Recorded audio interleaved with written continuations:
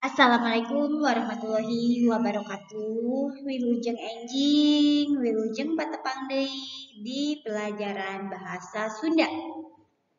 Teman-teman, dinten ieu dinten Kamis kaping 10 Februari 2022 urang patepang di pelajaran bahasa Sunda.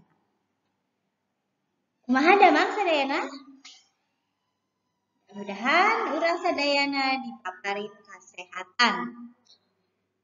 Teman-teman, dinten ieu urang ngebahas materi terakhir di pangajaran 5.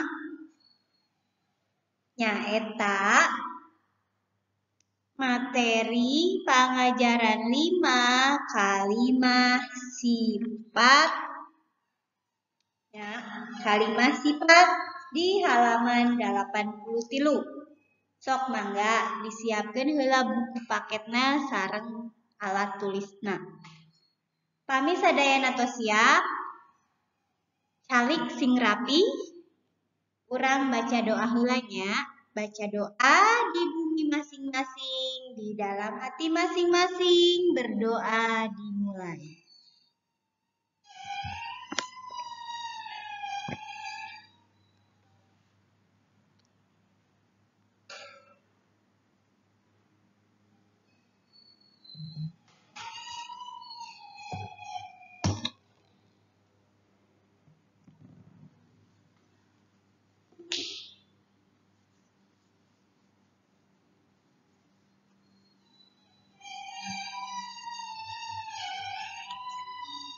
Berdoa selesai. Teman-teman, hari ini urang diajar materi kalimah sifat.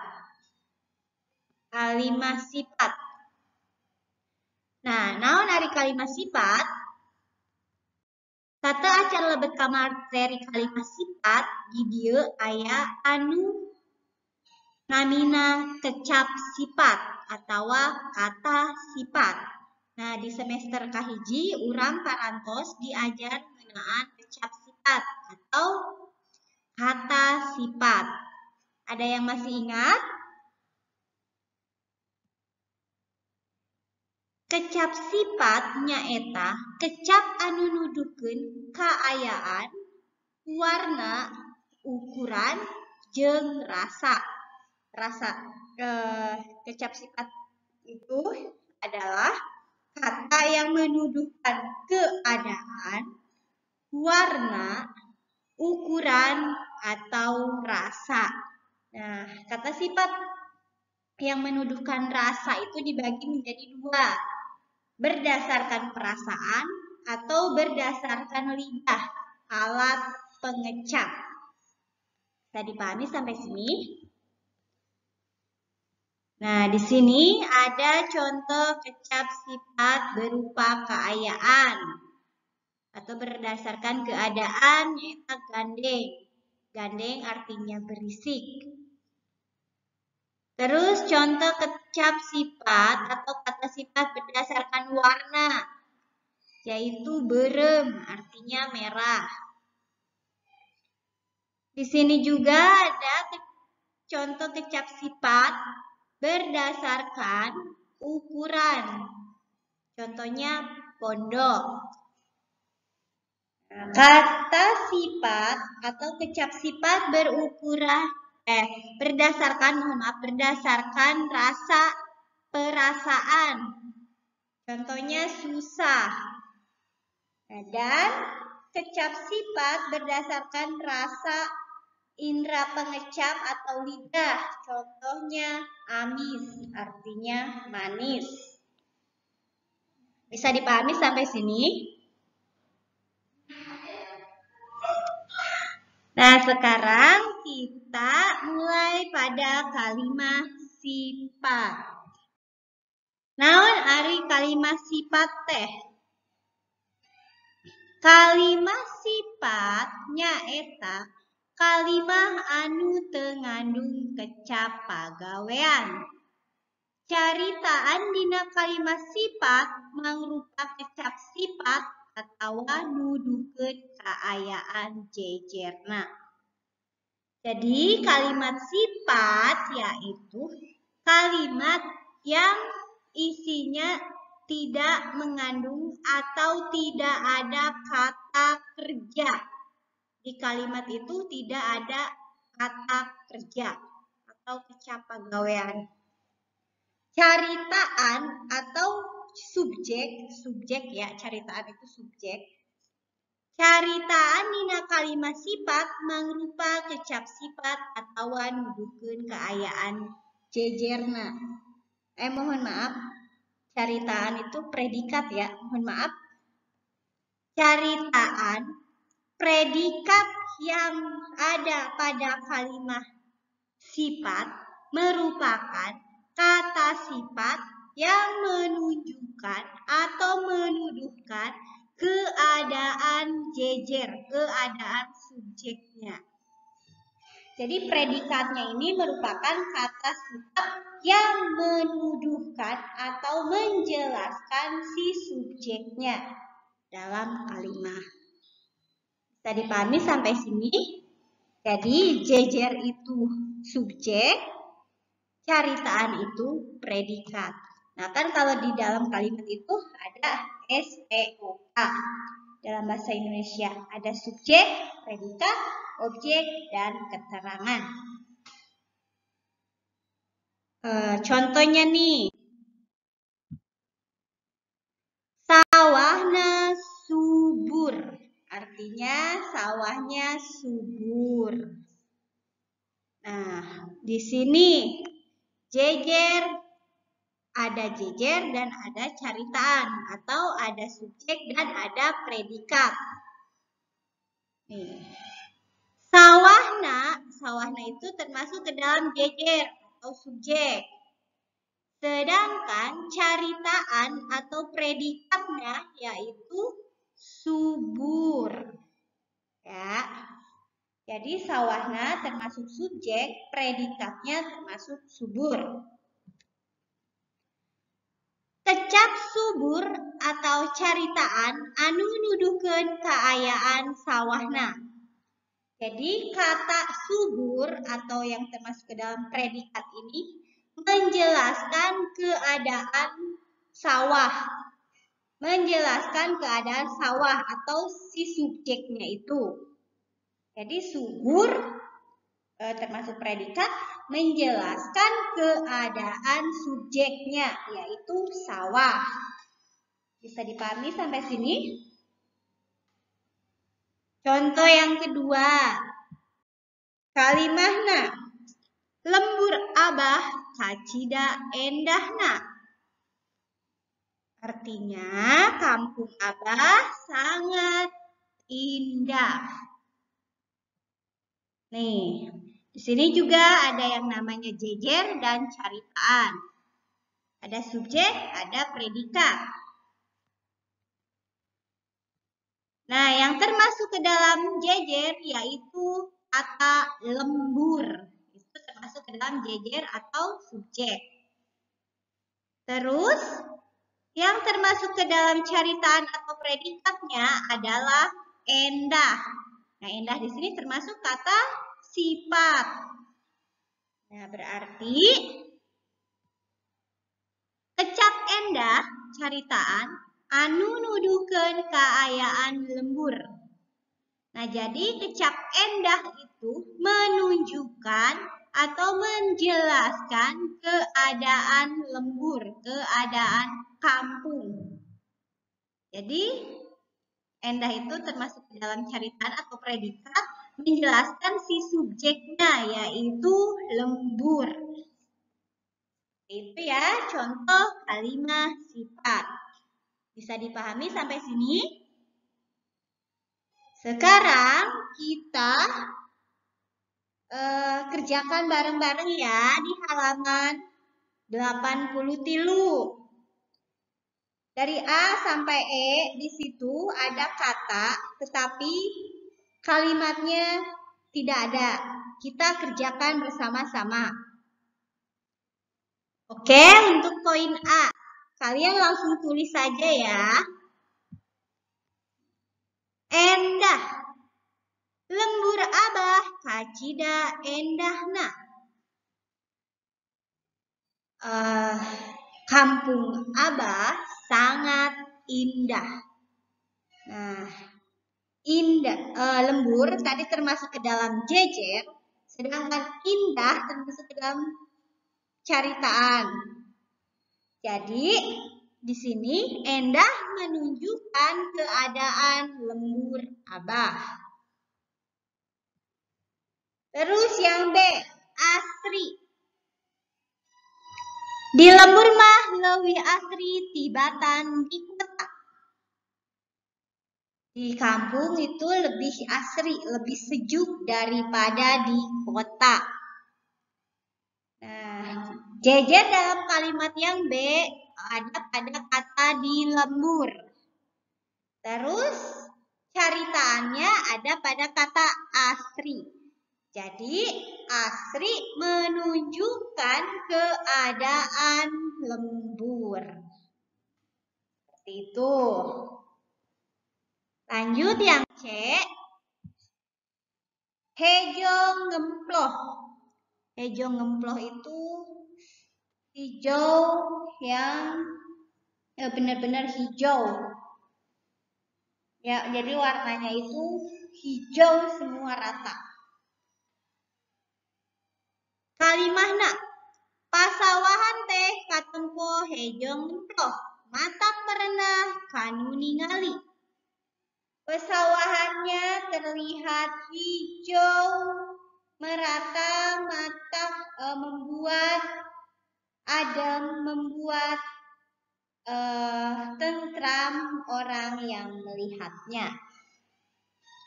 Nah, di sini yang termasuk ke dalam jejer atau subjeknya yaitu pasawahan. Dan yang termasuk caritaan atau predikatnya yaitu hejo ngemploh. Jadi, hejo ngemploh itu kata sifat yang menunjukkan keadaan pesawahan. Lanjut lagi di poin D.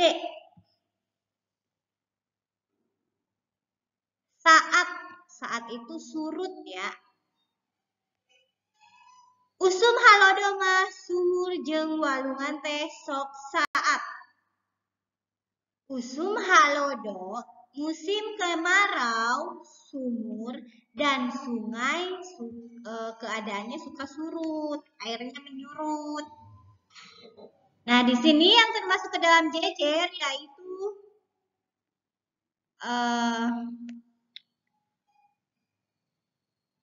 sumur dan walungan.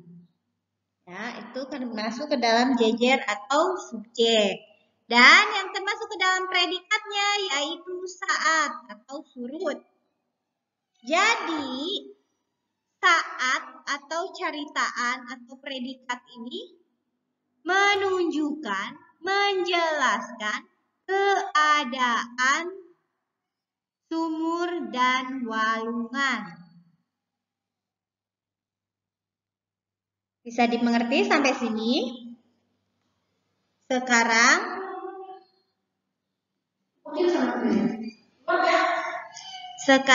yang poin E. Luhur.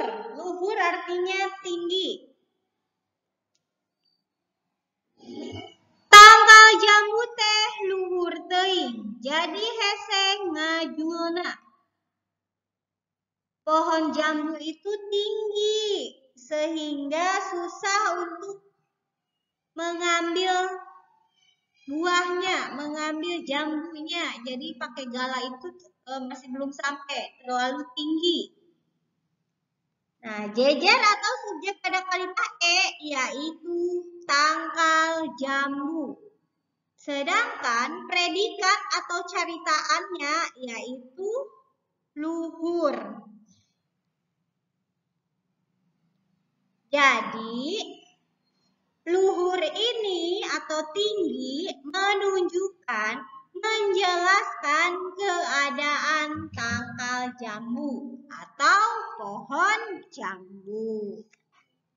Nah, teman-teman, itu kalimatnya. Semoga bisa dipahami. Kalian salin ya, kalimatnya ditulis. Untuk halaman 83. Dari A sampai E. Sekarang kita lihat halaman 84. Ada nyarita, kawih. Nah, kita lihat ya. Gedong sate. Gedong singgrong lega wangunan tohaga. Gedung yang mewah, megah, bangunan yang sangat indah. Gedong nu kamasyur arsitektur pinunjul. Gedung yang terkenal dengan arsitek yang termasyur. Di luhur puncakna aya lambang sate. Di atas atap gedung itu terdapat lambang sate. Kalian tahu kan sate ditusuk-tusuk. Di Bandung ngadegna kawentar gedong sate. Di Bandung berdirinya gedung itu terkenal dengan sebutan gedung sate. Palataranana endah mata betah. Jadi keadaannya itu atau suasananya itu sangat indah, bikin betah, bikin nyaman. Seueur kekembangan hejo ku tatangkalan. Seueur kekembangan hejo ku tatangkalan. Banyak bunga-bunga dan tumbuhan hijau. Taman-taman asri mata menarik hati. Taman-taman indah, begitu asri, menarik hati.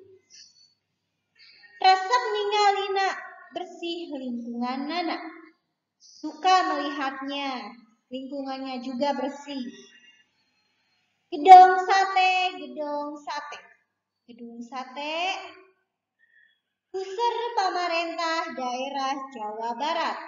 Pusat pemerintahan daerah Jawa Barat. Gedong sate, gedong sate. Agreng ngarendeng jeung gedong DPR. Gagah, mewah, berdampingan dengan gedung DPR. Gedong sate, gedong sate. Kareueus urang katinung urang. Kebahagiaan kita, kebanggaan kita. Nah, seperti itu. Sebenarnya ini kekawihan sih, harus dinyanyikan, tapi Ibu hanya membacakan dan menerjemahkannya saja. Mohon maaf ya.